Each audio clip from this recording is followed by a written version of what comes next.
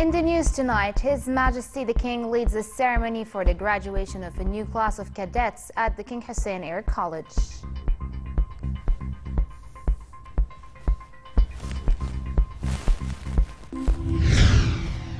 "38 Iraqi policemen are killed in a Daesh bomb attack at the Iraqi Air Force stages more raids against the terror group.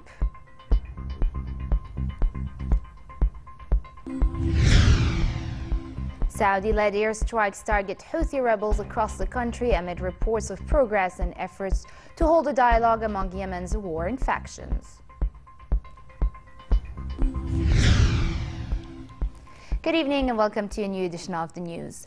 His Majesty the King, the Supreme Commander of the Armed Forces, directed the Chairman of the Chief of Staff of the Jordan Armed Forces Arab Army to revisit the recruitment approach and military service for officers to upgrade the capabilities of the armed forces and their personnel. In a letter to the King's military advisor, Chairman of the Joint Chief of Staff, General Mish'al al-Zibn, His Majesty said a reconsideration of the military recruitment method would attract skilled young manpower and encourage the youth to join the ranks of the armed forces. It would entrench the citizenship and national belonging for recruits, enable the youth to earn expertise and skills, and hone the resources and energies for creativities and excellence while enhancing discipline. The King saluted armed forces personnel as the comrades in arms and shield of the homeland and defenders of its stability and the standards bearer of the great Arab revolt for the nation's unity, freedom and independence. He urged the armed forces to maintain the advanced level of professionalism and military efficiency and pledge full support for the advancement and modernization to deal with regional challenges. His King Abdullah, the Supreme Commander of the Jordan Armed Forces Arab Army, led a ceremony for the graduation of a new class of cadet at the King Hussein Air College. At the start of the ceremony, attended by Prime Minister Abdullah Mansour, the King's military advisor and Chairman of the Joint Chief of Staff, General Mish'al al-Zibn, His Majesty inspected graduates who paraded in front of the podium. In an address, the Armed Forces Mufti said the ceremony coincided with Independence Day celebrations. The graduates of the 44th class of cadets, he said, had acknowledged and training and were armed with courage and belonging and qualified for the job so that Jordan will remain an oasis of security and international political and military power. The college commander praised the graduates as falcons who swore allegiance to join their comrades after completing their training and earning their diplomas. The King decorated the graduates with their wings and handed prizes to outstanding cadets, among them pilots from the Kingdom of Bahrain. His Majesty and the top officials watched various displays by Royal Air Force fighter jets, helicopters and training and transport aircraft, including mock raids by F-16 fighters, Cobra helicopters and air tractor aircraft, which enter service this year. Also attending the ceremony were His Royal Highness Prince Faisal, His Royal Highness Prince Rashid Ibn al-Hassan, heads of security departments, the Royal Air Force commander and foreign diplomats and military attachés.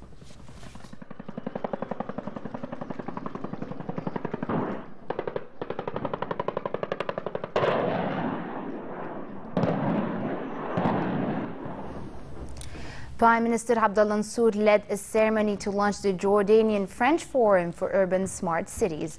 The event was organized by the Jordanian French Business Club in cooperation with the Greater Amman Municipality, the Ministry of Environment and the French Embassy in Amman, as well as a number of Jordanian and French companies. Mansour expressed his pride for holding the forum in Amman, which demonstrates the depths of relationship between Jordan and France on all levels. He said Jordan highly appreciates the French role to engage in launching a number of projects, including the signing of a loan agreement for the Rapid Bus project, which amounts to $116 million. He also opened an exhibition on the sidelines of the forum held by French companies. Separately, the Prime Minister met a delegation of members of the Climate Parliament, an international network of legislators from many countries dedicated to promote renewable energy use and combat climate change. The delegation included Regional Director for the Middle East and North Africa, Tunisian MP Damir Mannaini, and the Parliament's Executive Director, Sanjay Kumar. They gave a briefing about its role in supporting national and regional initiatives to accelerate the transition to renewable energy. They noted Jordan as a leader in adopting laws and regulation governing renewable energy and those related to the green economy. Nsu said this approach is consistent with the government's policy and plans to diversify energy sources and rely on renewable energy in the total energy mix.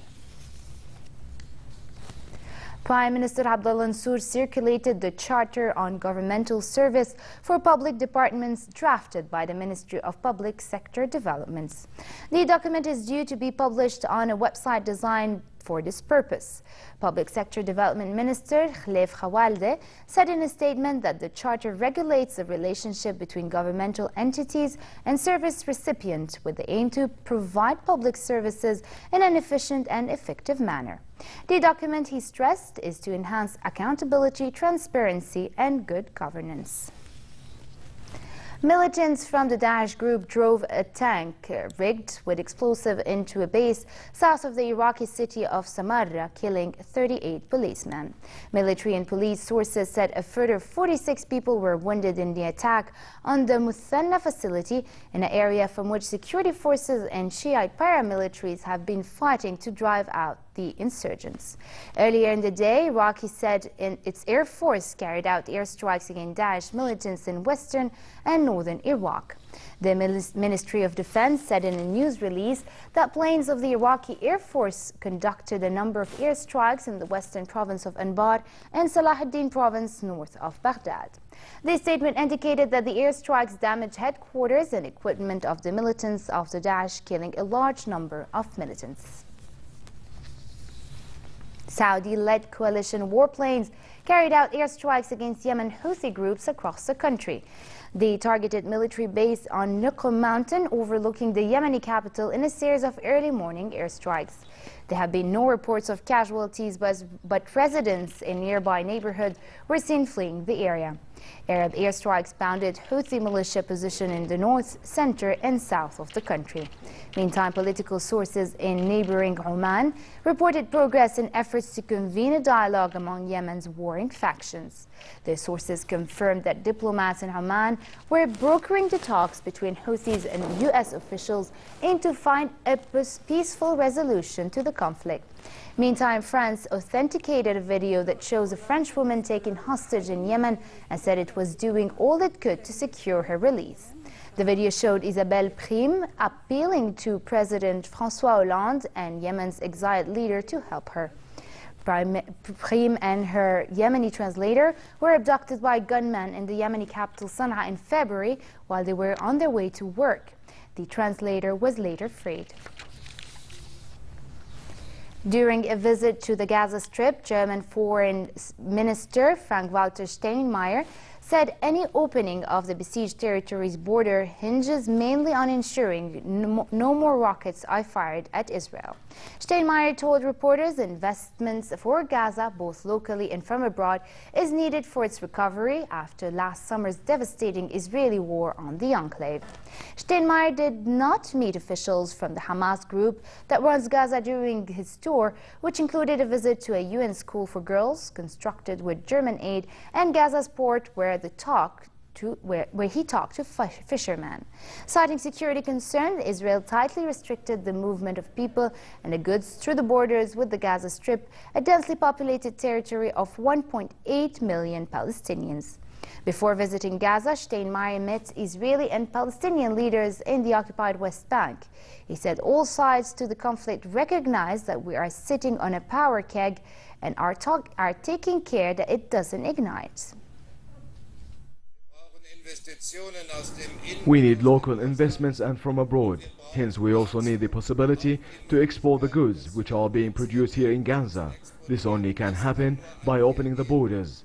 But the whole truth is, all this will, under most difficult circumstances, only happen when we can make sure that no rocket attacks will be launched any longer from here, from the Gaza Strip, that there is no launch pad for rockets anymore. So security is the quid pro quo for the development in the interest of the people, which we badly need.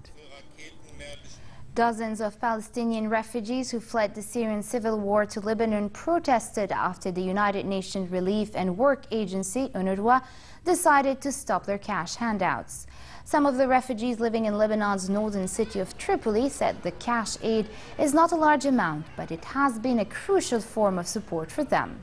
The protesters said UNRWA has to bear responsibility for any harm that comes to the refugees. They called on the agency's president to urge international donors to guarantee the required funds and restore the program. UNRWA had announced the move a week earlier, saying the lack of funds did not allow the continuation of the payments. It also confirmed the rent aid cut will come into effect from next month and is likely to impact 43,000 refugees. Have been, as UNRWA, supporting Palestine refugees from Syria with monthly cash subsidies for food and for rent. And due to lack of funding, we are forced to stop the cash for rent part of this monthly cash subsidy as of the month of July. So there will be one more payment to the 43,000 or so refugees from Palestine refugees from Syria. Part of the reason why we went public with this decision a month before stopping the payment is that we're hoping partners will understand that this will have dramatic consequences for this very disadvantaged group of people, and that it will be possible as a result for partners to give us a bit more to continue or restart some form of assistance. A U.S. military aircraft from a base in Germany will transport Secretary of State John Kerry to Boston from Geneva for medical treatment for a broken leg. The 71-year-old Kerry broke his right leg yesterday in an accident while cycling a portion of the Tour de France route in the Haute-Savoie region. He remained in Geneva's main hospital overnight for observation. Kerry was in Geneva for negotiations last Saturday with Iranian Foreign Minister Mohammad Javad Zarif. He cancelled planned visit to Madrid and Paris this week following his fall. A solar-powered plane attempting a round-the-world flight will cut short the seventh leg of its 35,000-kilometer global journey. The aircraft landed in Nagoya, western of Japan, due to bad weather. But official sources insist that despite the delay, the trip is a successful one so far. Here's more. In an extreme test of endurance and new technology, a solar plane is attempting to fly around the world without a drop of fuel. The aircraft had made an unscheduled stop in Japan due to bad weather. Swiss pilot André Borschberg took off from Nanjing, China yesterday on what was to be the longest leg of the journey, a 5-day, 35,000-kilometer flight to Hawaii. Swiss explorer Bernard Pickard is a co-founder of Solar Impulse too. To reach Hawaii has closed, the weather window. The front is too dangerous to cross, and we have decided to land in Nagoya and wait until the weather conditions are better in order to continue. While the Solar Impulse 2 touches down in Nagoya, a spokesman for the mission said the decision to land is much less risky than attempting to cross the Pacific Ocean to Hawaii. And there were two options basically. Do we carry on towards Hawaii knowing that when we get to day 5 of the planned flight that there's a cold front that we just can't cross and hope that the weather changes? The second option was to land at one of our alternate airports. Now, every time we fly, we have an alternate airport along the way. We've had this on every flight so far in case of bad conditions or a problem with the airplane. The plane has a wingspan wider than a jumbo jet and weighs little more than a car. The journey started in March in Abu Dhabi, and the plane has stopped in Oman, India, Myanmar, and China. The flight from Nanjing to Hawaii is the 7th of 12 flights and the riskiest. Rather than being any kind of showcase for the future for aviation, the Solar Impulse project hopes its journey around the world using just energy of the sun will demonstrate how new technology can be used. Hiba Latoum for the News at 10.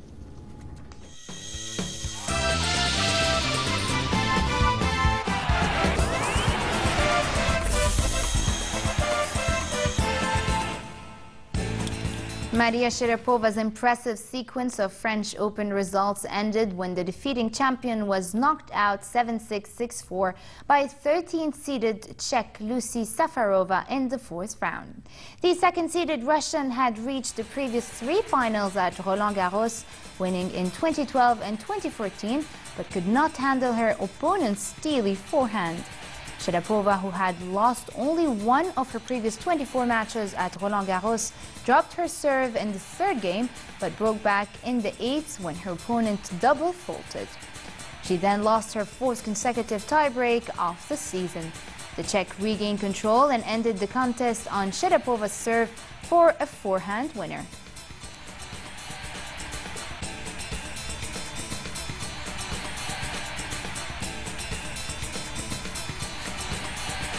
"92-year-old Harriet Thompson became the oldest woman to complete a marathon when she crossed the finish line at the Rock and Roll Marathon in San Diego, California. The former concert pianist and cancer survivor finished the 42.1-kilometer race in 7 hours, 24 minutes and 36 seconds. Thompson started running at the age of 76 and has now competed in 16 marathons to help raise money for cancer research.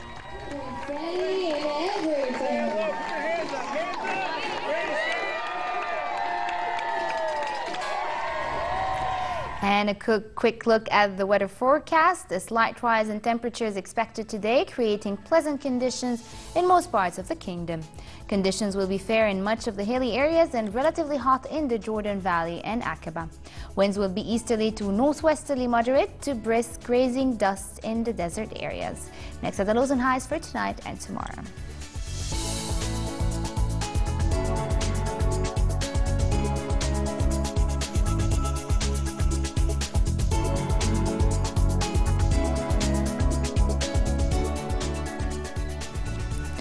And in the news is a recap of our top stories. His Majesty the King leads a ceremony for the graduation of a new class of cadets at the King Hussein Air College.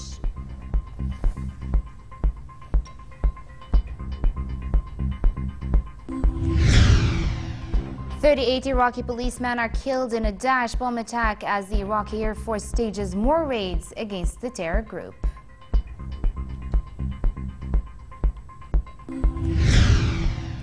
Saudi-led airstrikes target Houthi rebels across the country amid reports of progress in efforts to hold a dialogue among Yemen's warring factions. And with this we come to an end. I'm Farah Ajlouni. Thank you for watching. Have a good night.